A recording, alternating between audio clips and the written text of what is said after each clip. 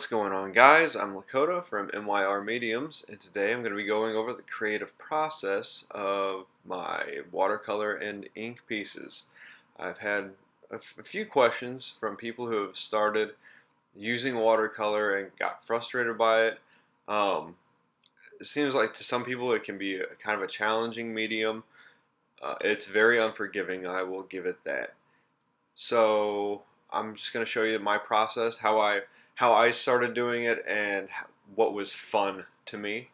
So I start by basically just messing up a piece of watercolor paper with a bunch of color and then wiping it all off. And then I start throwing down the basic shapes of what I want to make.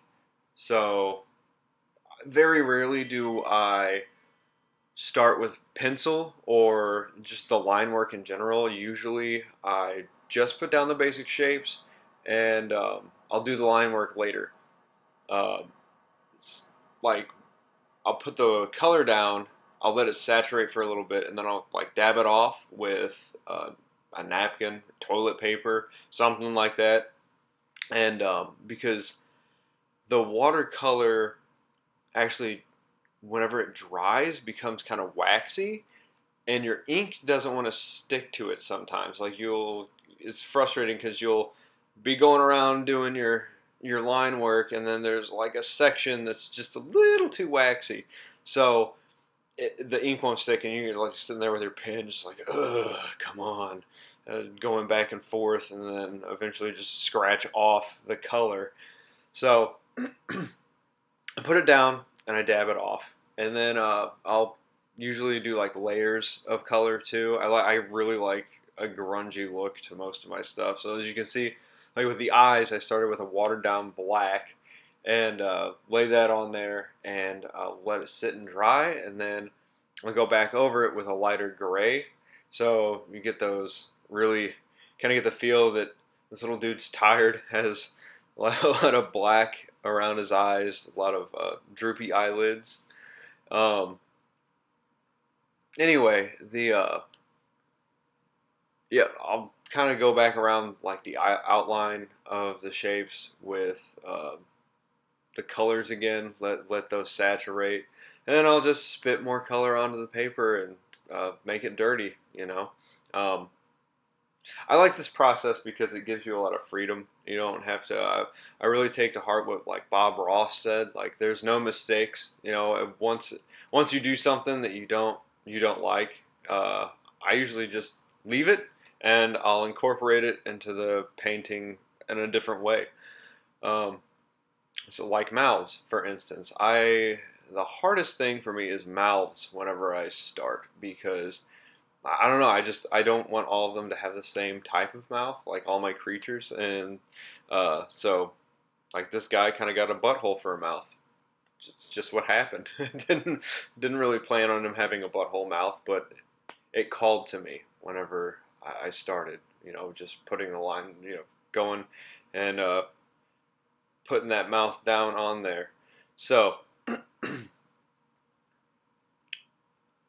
as far as line work goes, I am a fan of Faber-Castell markers. I think that if you're going to use, if you just want black ink and you like working with markers, I recommend Faber-Castell. If you're going to do colors, I say, you know, something like Copic or something like that. But Faber-Castell is really affordable. If you're just looking for black ink, it's affordable and they're good. Like, they last a long time.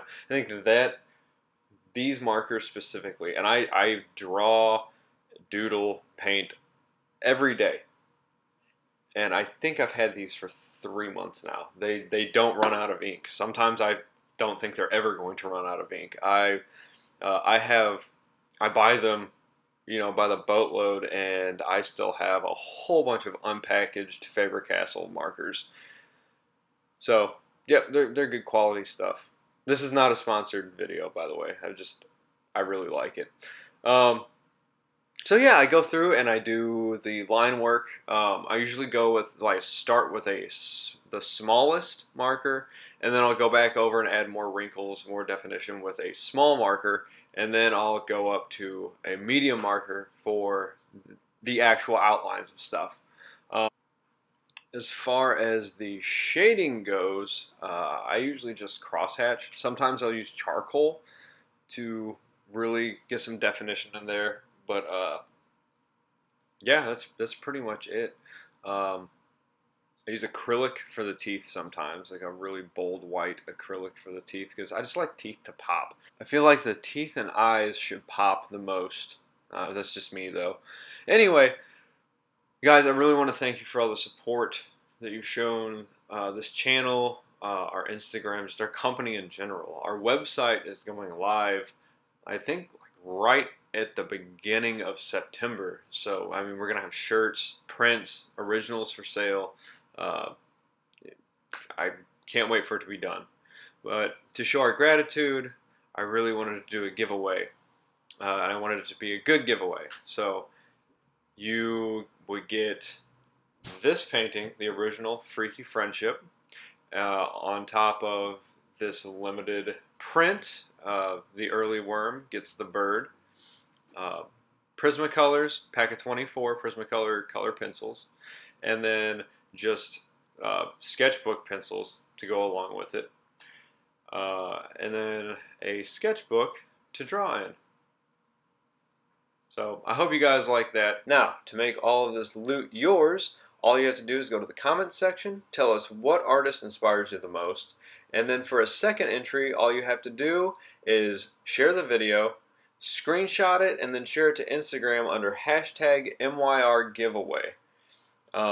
Once again, guys, I really appreciate all of your support. Make sure and stay tuned for new videos coming this week. This video got uploaded late, so there's another video coming this week. Make sure to subscribe so you don't miss out on that. Thanks, guys. Have a wonderful day.